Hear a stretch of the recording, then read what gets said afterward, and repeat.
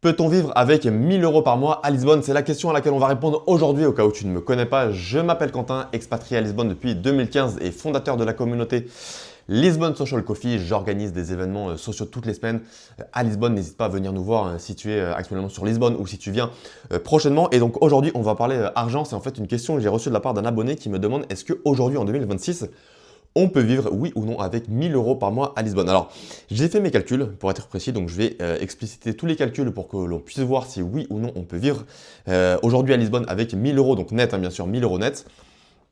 Ce que je peux vous dire tout de suite, c'est qu'avant de passer au calcul, sachez que le salaire minimum, il vient de dépasser les 900 euros. Il est, je crois, à 920 euros en 2026. Donc 1000 euros, vous êtes quasiment au salaire minimum. Donc avant de rentrer dans les calculs, hein, je vous le dis tout de suite, avec 1000 euros, c'est forcément très juste. Hein. Je pense que dans tout pays, quand vous êtes au salaire minimum ou vraiment quasiment au salaire minimum, forcément la vie n'est pas si facile. Mais pour vraiment qu'on puisse comprendre la réalité économique à Lisbonne, quand on gagne 1000 euros, j'ai fait tous les calculs. Et donc j'ai mis un poste de dépense pour chaque partie. Alors, la première partie, c'est le logement, je dirais la partie qui tue tout. En fait, hein, vous le savez, hein, si vous êtes déjà abonné à la chaîne YouTube, le logement, c'est le poste de dépense le plus cher à Lisbonne. Hein. Le prix des loyers, il a explosé depuis 10 ans. C'est lié bien sûr au tourisme, il y a beaucoup de Airbnb, mais c'est lié tout simplement au fait que Lisbonne, c'est devenu un hub hein, pardon, dans le monde. C'est une ville qui attire plein de monde pour des gens qui viennent travailler, pour des gens qui ont déjà une activité de freelance et qui souhaitent s'installer à Lisbonne, pour les gens qui souhaitent, qui ont déjà un business en ligne et qui souhaitent travailler en ligne, qui souhaitent venir s'installer à Lisbonne. C'est certainement en Europe, je pense, la ville la plus populaire pour les gens qui souhaitent s'expatrier. Hein. Pour moi, c'est un des plus gros hubs, typiquement avec Chiang Mai en Thaïlande ou Medellín en Colombie. Et donc forcément, le prix de logement a beaucoup augmenté. Alors, je vais vous dire quel est le prix de logement en moyenne à Lisbonne. Hein. Si vous voulez être en centre-ville, alors si vous vivez dans les banlieues, forcément c'est moins cher. Si vous souhaitez vivre dans un bon quartier à Lisbonne, je vous le dis tout de suite, un T1. Donc un T1 ici, c'est un appartement avec une chambre, c'est autour de 1200 euros, 1300 euros. Donc évidemment, on est complètement hors budget vu qu'on est au-delà de notre revenu mensuel. Si on veut un studio seul, on est autour de 1000 euros, donc on est sur l'ensemble de notre revenu mensuel. Et si on veut une chambre en colocation, on peut s'en sortir sur plus ou moins 500 euros. Alors il y a vraiment de tous les prix, vous pouvez tomber sur des chambres à 700 euros. J'ai une amie par exemple qui habite actuellement à Campolide, hein, pour ceux qui connaissent, c'est dans le quartier, c'est un très bon quartier, c'est dans le quartier voilà, aux alentours du centre commercial Amoreiras, donc également près du lycée français pour ceux qui connaissent à Lisbonne. Elle a trouvé une chambre pour 300 euros, mais je vous dis tout de suite, c'est une exception. Une chambre dans un bon quartier à Lisbonne, aujourd'hui, c'est 500 euros. Donc vous voyez que si vous souhaitez vivre dans le centre de Lisbonne, dans un bon quartier à Lisbonne, déjà, il faut oublier le fait de vivre seul, malheureusement.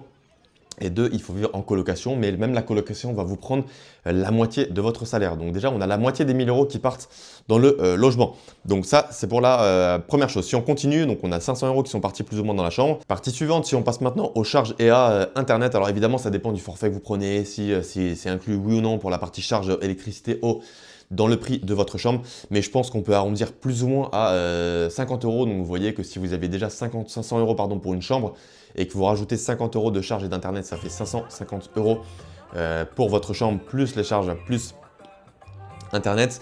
Pour la nourriture, poste de dépense suivant, alors là, si vous mangez au supermarché, franchement, le coût de la vie au Portugal, il est raisonnable. Hein. Vous pouvez tout à fait vous en sortir pour plus ou moins, allez, 200 euros, je dirais, pardon, 200 euros. En sachant que vous allez manger très peu dehors. Hein. Forcément, vous avez déjà 550 euros de budget pour la chambre et pour les charges. Vous allez rajouter plus ou moins 200 euros de frais au supermarché. Hein. Si vous mangez par exemple je sais pas, des fruits, des légumes, du riz, des œufs au supermarché, peut-être de temps en temps un peu de viande, de temps en temps à la rigueur un poisson. Mais vous allez devoir vraiment être ric-rac sur la nourriture. Donc si vous rajoutez 200 euros, vous êtes déjà à 750 euros. En sachant que le prix des restaurants, alors évidemment, on oublie les restaurants luxueux quand on vit avec 1000 euros par mois à Lisbonne. Mais si vous allez dans des tascas portugaises, dans les restaurants portugais, vous pouvez avoir un bon repas pour, allez, 15 euros, peut-être 12 euros si vous vraiment cherchez les bons endroits. Mais là, j'ai noté manger souvent dehors, complètement impossible. Donc j'ai arrondi à 200 euros par mois pour le budget nourriture, en sachant qu'on ne mange que très peu dehors. Et quand on va dehors, on sélectionne évidemment ces endroits quand on gagne 1000 euros par mois à Lisbonne. Donc on était à quoi? 550, on enlève 200 euros, on est à 750 euros. Le transport, allez, on prend la carte navigante mensuelle qui vous permet de voyager dans Lisbonne et dans les alentours pour utiliser le train, le métro, les bateaux, etc. Donc on enlève 40 euros. On était quoi? 750, bon, on est quasiment à 800 euros, on arrondit. Quasiment à 800 euros avec les transports. En sachant qu'on ne prend que très peu les Bolt et les Uber, qui sont certes pas chers à Lisbonne. Hein. Il y a beaucoup de courses dans le centre de Lisbonne. Si vous prenez des Bolt ou si vous prenez des Uber, qui sont à quoi? 5 euros, 6 euros, 7 euros. Mais forcément, si on est déjà à 800 euros avec la carte de transport, on va éviter de prendre des Bolt et des Uber régulièrement. Donc ensuite j'ai noté le téléphone. Alors là, bon, on va arrondir à 20 euros. Ça dépend encore une fois du forfait que vous prenez. Ça dépend de l'opérateur avec lequel vous êtes, en sachant que les offres low cost sont arrivées récemment à Lisbonne. Donc si on rajoute 20 euros, donc ça fait 820 euros qu'on a. Donc on se rapproche tout doucement des 1000 euros. Et la vie sociale, alors ça va vraiment dépendre de vous, hein. La bière, je dirais, la petite bière, elle va être entre 2 et 3 euros selon les endroits où vous allez, hein. Pour 2 euros, vous avez encore beaucoup d'endroits qui vous servent des petites bières. Les cocktails, c'est autour de 10 euros. Le dîner, allez, on va dire 15 euros, voire 20 euros selon les endroits où vous allez, en sachant que j'ai parlé un petit peu déjà du budget nourriture avant. Donc un budget réaliste, si vous sortez allez, 1-2 fois par semaine, on va arrondir à 100 euros. Donc vous voyez qu'on était un peu plus de 800 euros, donc on est déjà un peu plus de, on est autour de 900 euros, on va arrondir. Donc il nous reste que 100 euros, en sachant qu'on est déjà ric-rac, hein. On ne va pas souvent au restaurant, on sort qu'1 ou 2 fois par semaine en faisant attention à notre budget, on ne consomme pas de Bolt et de Uber, et surtout, je ne parle pas des imprévus ou des choses que vous devez acheter, hein. Si par exemple vous avez besoin d'acheter une nouvelle paire de chaussures, si vous avez besoin d'acheter je sais pas, un pull, un bonnet, de la crème solaire, si vous avez besoin d'aller chez le médecin, évidemment, je n'ai pas parlé de la santé, une assurance santé, vous pouvez commencer à vous en sortir pour 20 euros, 30 euros si vous êtes encore assez jeune, mais forcément, si vous allez chez le médecin, ce sont des coûts supplémentaires. Et si vous allez aux urgences dans le public, alors si vous avez un numéro de sécurité sociale, vous ne payez que très peu, mais forcément, ce n'est pas le plus confortable, hein. Ça n'a rien à voir avec les soins dans le privé, hein. Je peux en faire l'expérience vu que je suis déjà allé aux urgences publiques et je suis déjà allé voir le médecin dans le privé. Clairement, la qualité des soins au Portugal dans le privé, elle est bien meilleure, mais évidemment, c'est beaucoup plus cher, hein. C'est le revers de la médaille. Donc, vous voyez qu'avec 1000 euros par mois, on n'a vraiment quasiment aucune marge de sécurité. Donc, aucune marge de sécurité, pardon. Donc, est-ce qu'on peut vivre? Oui, on peut vivre, mais je dirais on va surtout survivre, hein. On est en colocation, on va très peu chez le médecin, en tout cas pas dans le privé. On se déplace uniquement avec les transports publics, on sort très peu et quand on sort, on fait attention à nos dépenses. On va dans les restaurants pas chers, on prend les petites bières dans les endroits pas chers.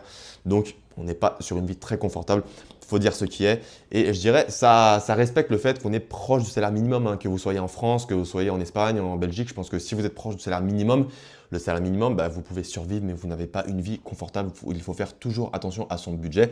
Donc, surtout à Lisbonne où le coût des logements a vraiment explosé, hein. Si vous venez vous expatrier à Lisbonne, faites très attention au logement, renseignez-vous en avance, faites vos recherches, regardez, faites fonctionner le bouche à oreille, hein. N'hésitez pas d'ailleurs à faire fonctionner votre réseau une fois que vous êtes à Lisbonne, hein. Si vous venez aux événements que j'organise, Lisbonne Social Coffee, vous allez élargir votre réseau et vous pouvez parler de votre demande, dire voilà, je recherche un logement, est-ce que vous avez des bons plans?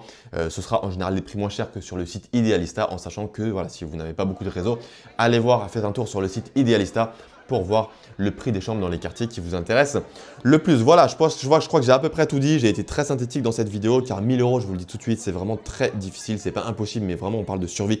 Ce n'est pas une vie confortable, hein. D'ailleurs, j'avais récemment fait une vidéo sur peut-on vivre avec 1500 euros par mois à Lisbonne. Donc là, c'était déjà bien plus confortable, même si on n'est pas riche à Lisbonne avec 1500 euros. N'hésitez pas à aller voir la vidéo. Et je pense que je ferai prochainement une vidéo sur vivre par exemple avec 2000 euros, 3000 euros par mois à Lisbonne en vous donnant des exemples plus concrets, puisque là, on aura quand même plus de marge de manœuvre pour vivre confortablement lorsqu'on dépasse les 2000 euros. Mais avec 1000 euros, on a tellement peu de marge de manœuvre, on a tellement peu de possibilités qu'évidemment, on oublie les bonnes boîtes de nuit, on oublie les bons restaurants, on oublie les voyages, on oublie les top assurance santé, on oublie le fait d'habiter seul. Donc, il n'y a pas franchement grand-chose à développer lorsqu'on est avec 1000 euros par mois à Lisbonne. Voilà donc pour cette vidéo, hein. N'hésitez pas à me dire en commentaire d'ailleurs si vous habitez à Lisbonne, avec combien vous vivez et quel est le budget idéal pour vivre à Lisbonne. N'hésitez pas également à me poser toutes vos questions en commentaire, je réponds à tous les commentaires. N'hésitez pas à vous abonner à la chaîne, un petit pouce bleu qui fait également super plaisir. La chaîne est nouvelle, ça m'aide au référencement et vous recevrez également plus de conseils sur la vie à Lisbonne de façon générale. Et je vous dis à très bientôt pour une prochaine vidéo sur Lisbonne. Ciao, ciao!